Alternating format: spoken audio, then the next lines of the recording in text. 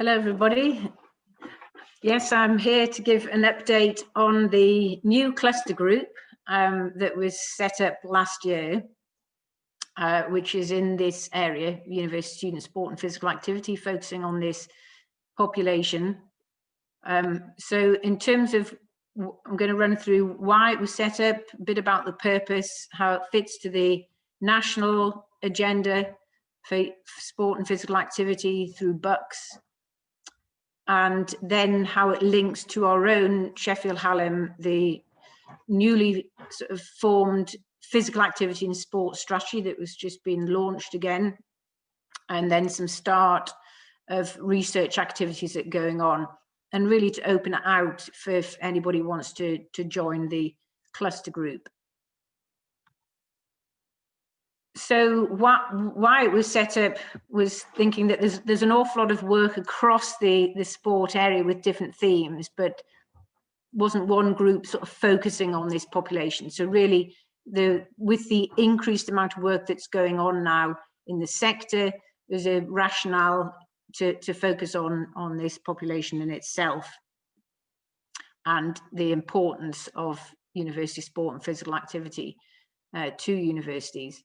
So its purpose then is to provide, this cluster group is to provide a network to share expertise, to potentially form subgroups to come together to do research on this group, to shared funding bids, shared supervisory, whether it's collaborating with joint supervision of our undergrad students, postgrad students, or funding opportunities that come either through the university sports board itself or externally. So really just to draw people across the whole university to this one group, because there's a lot of multidisciplinary work that's possible. The next is to inform work of the new strategy itself. So it's research informed practice. The cluster group that started has both the practitioners and academics there who are interested. So it's an opportunity to bring both together, be research informed, but also practice informed. And then almost like as a third, a research arm to the universities. They've called it the Physical Activity and Sport Board now. It was the Sports Board, and a Physical Activity and Sport Strategy. So potentially to deliver key research that's identified from the university Physical Activity and Sport Strategy. And with that, small pots of funding that I'm pushing for us to be able to get that to deliver. So they can reach out through this group and then potentially wider. So that's the why and the purpose. So how it fits with the national picture, for those that keep up with sort of the BUCS agenda, the lead body. So I set up the BUCS Research and Impact Group last year to have that. So it's a research informed British University College Sport for the sector across the range of things that it does. With that, we've got national research leads across all of their strategic areas, but of course they need to, and very much aware of what university needs are. So they're in a position, between meeting the national agenda around sport for sport's sake, working with Sport England, UK Active and so on, but also it is about the university's business as well. So there are opportunities if people are interested to get involved with that as being a national research lead through. Just let me know on that. Launched the first position statement and evidence for BUCS for the sector on the 24th of November on the value of university sport and physical activity.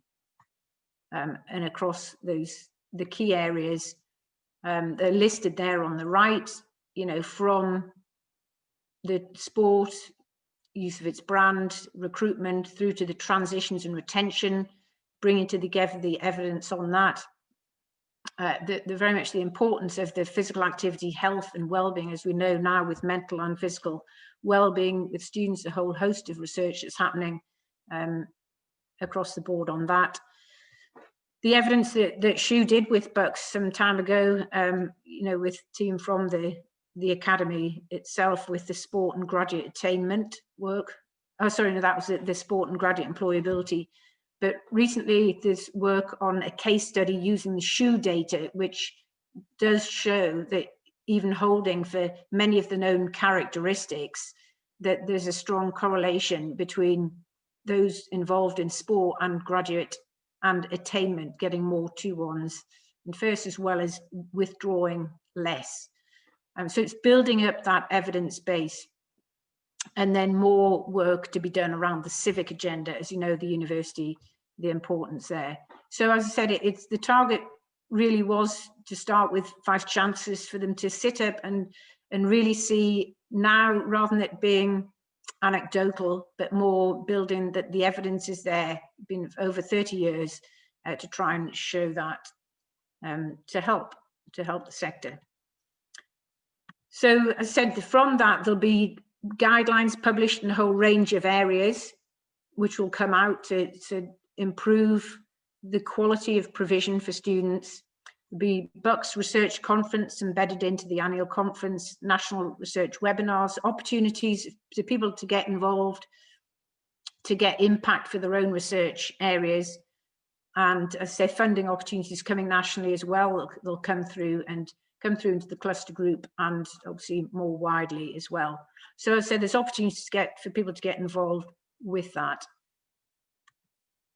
So on specifically to the cluster group, so we've had a few meetings now. There's just a few names there across the board, some of the academic staff, some practitioners, and some work that's being started, just examples of. So there's some BUCS funded through the BUCS active funding that came, looking at differences in participation for those students in low socioeconomic groups with the remaining population, as we called it. And so that's with Kerry Griffiths, Richard Moore, who would be able to talk more about that piece of work. Some work that I did as well around the European Sports Leadership Programme, which has parallels with the Sport Activator Programme, and getting students to work to get other students more active effectively. Jan Gurin, who many of you may know, who's in a practitioner role. So she is working in terms of referring students with anxiety, depression, other aspects to, from couch to 5K, some research there. And then there's, a new launch of a level 7 module. So it's an illustration of getting students researching and delivering that in practice. And then the start of Dave Henbury's start of sort of work around shoe strength, which links to the previous area around the performance sport, where we've got 1,000 students who are potential participants, who are in the shoe strength and conditioning. So it really is illustrating that through this cluster group, there's a lot of work that could be done for the academy. We've got our own students who are learning, we've got students who are physically active, we've got the whole range of clubs and societies, that there's a lot more work that could be done working together, and as research participants, or students as researchers, academics as researchers. So just as an illustration of one, the breadth of work, really taking one of those themes I mentioned about graduate employability. So this was some Erasmus funded work. The aim was to improve the governance of university sport across European universities, with 5 universities involved. It was using students as sport leaders. So the aim was to increase student sports participation and volunteering, whilst also helping to develop graduate employability competencies.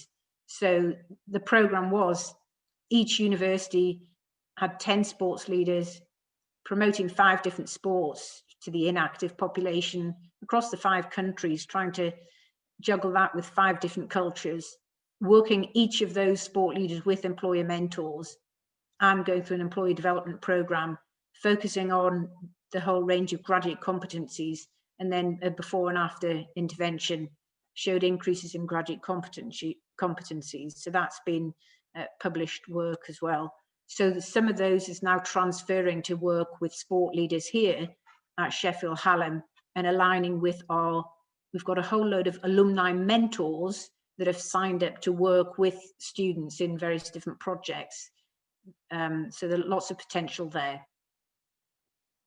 And then I just started to think about potential ideas for future research, just to show the illustration of how it cuts across the themes of the sport and physical activity. Clearly there's work and interesting things following the pandemic, but further work on university strategic areas, the whole host of work that could go in there on the recruitment, the branding, through to retentions, transition work, mental health, physical activity, and so on. Then there's the future needs for university sport and physical activity provision. You know, has that changed with our move to blended delivery, in understanding, you know, life won't go back to what it was before.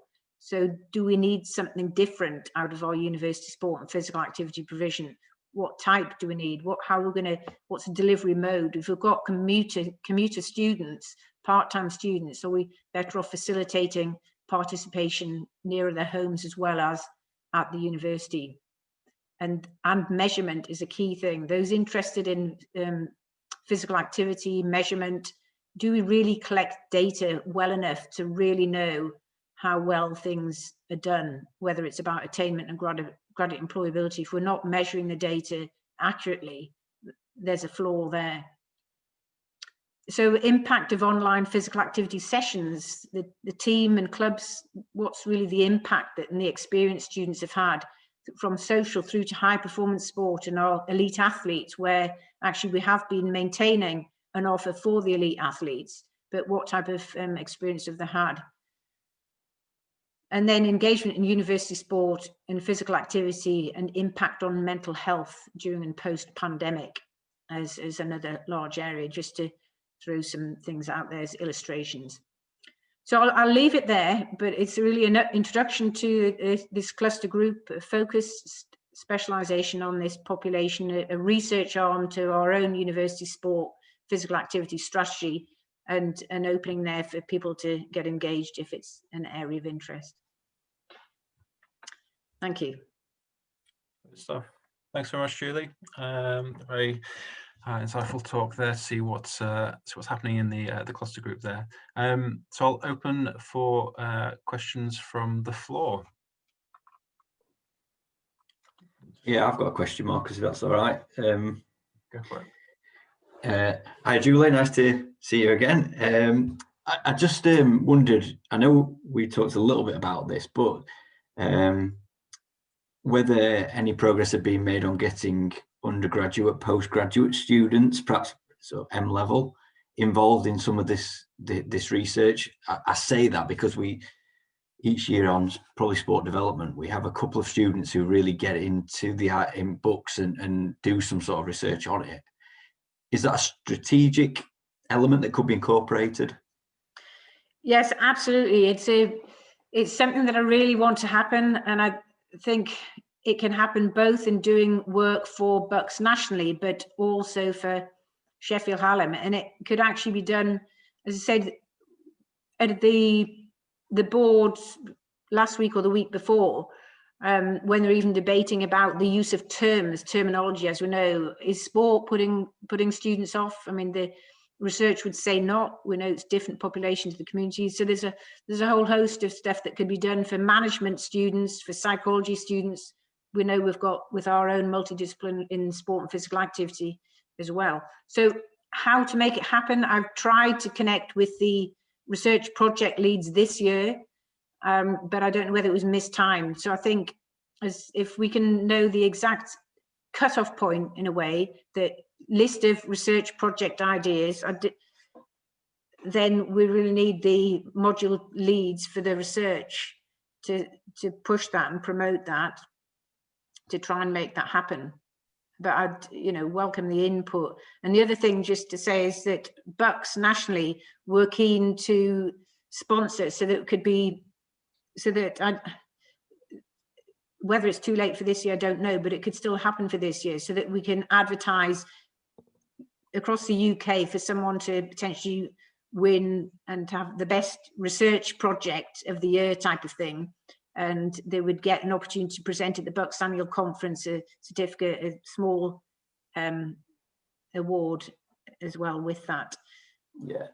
Just a bit of feedback on that, really, Julie, because I think there's two things. First of all, I think by the time you get to level 6, it probably is a bit too late. And I say that because you want the best students, and the best students will have been thinking about what they're going to research from level 5. So I think it's about getting to that point, I think. And then the other thing, which I've never managed to sort out, is part of our project module is about getting the students to conceptualize their own idea and read the literature and come up with their own ideas. So it would be, is it okay for students to come to you with a project which was in the ballpark of books and student participation, but it's perhaps not something that you have really prescribed? Because if that is the case, then it takes away one of the elements of that we're assessing. So it's just a bit of feedback to think about, I guess, as we take it forward. Yeah, no, and I'd perhaps a follow-up as well with you and whoever else would be relevant would be useful, so we can really make this aspect work. Because I think there's a huge potential, isn't there? And I'm sure there'd be a lot of students who would be interested. We just need to see how best we can make it work. But I'd certainly be happy. Yeah, and I'd welcome meeting with students and just having initial discussions or anything like that. Yeah. I have had 3 people come around PhD studentships as well, done similarly to contribute to those. Yeah. Could I? Oh, sorry. Go on, Kim. Just sort of linking into what Chris has been talking to Julie about, we have a sport development outreach group within sort of linked to our course, and we tend to get the super keen ones involved in that from their first year. So if you did want to reach them, by all means, we can maybe link it into that. Yeah, that sounds a good idea. Thank you. Hi, Julie. Thanks for that. I thought I'd just kind of follow on from Chris's comments, really. And I lead the undergraduate project module, and it was a bit of bad timing this year in terms of getting some of this stuff on tracks. And I was talking with David Napton as well to try and get some student projects in the pipeline, but it was just a bit of a bad time in terms of COVID, but also trying to organise an academy-wide project module as well, with all the staff and the students involved. But it'd be definitely something that we'll be looking at doing for next year. And I think based on Chris's comment, we could have a list of projects that the students kind of sign up to, but they would still need to rationalise a project idea and how they would go about doing that. So we've got a couple of ideas that we could do moving forward. So I'd be happy to touch base with you at some point early in the new year to organise all that. Great, that'd be excellent. Thank you. And it's a key priority for the college as well. You know, bringing together the students as researchers, both within the curriculum and extracurricular activities as well, and staff, of course, where the staff can do and oversee the project for their own research, but use students as researchers on the annual educational research round that we have. Yeah, sounds like a good idea, that. So yeah, I'd be happy to support where I can. Do you have any other further questions from the floor? John? Thanks, Julie. Great discussion about student projects as well. That's really good to hear. I just wonder whether there's clearly with the student projects, there's a way for the students to become involved in research and actually, you know, being the researchers that investigate student sport. But of course, they're the participants as well in student sport. And in the health domain, the idea of sort of co-design of research and co-creation of research ideas with participants is quite a kind of hot topic at the moment. And I just wondered whether there was any thoughts around how, you know, the student community might come together to sort of co-design research ideas in relation to student sport. Yeah, no, that's a great idea. And it made me think as well, whilst we can do that for SHU, you know, for Sheffield Hallam to benefit, I also think it's great for students, isn't it? If we potentially could have that with a number of universities, and so they could meet in external groups and work on share ideas externally, because it would be quite easy for me to set that up through the BUCS group as well, you know, if there was interest in students either doing something internally or externally, and there could be the offer there, as I say, to start early with students from the level 4 or level 5 or whatever fits. Good stuff. I think got one more question from Katie. Yeah, cheers, Marcus. Hi to Julie, thanks for that. Really interesting. I was just wondering, you've spoken about kind of reaching the students in terms of kind of obviously higher educational participation. I wondered if kind of how data collection wise you plan on reaching kind of the most representable kind of student body. I don't know if you thought about using kind of the BUCS app to reach students, or kind of what methods you'd kind of thought about just to try and kind of capture the people kind of performing at the highest level, but also maybe kind of the social sport students that might not always kind of be easily contactable by kind of the institution level. Thanks, Katie. Are you meaning there in terms of them being participants in research, or for them to be involved in doing the research? In terms of them participating, so rather than doing research, kind of the data collection that would follow.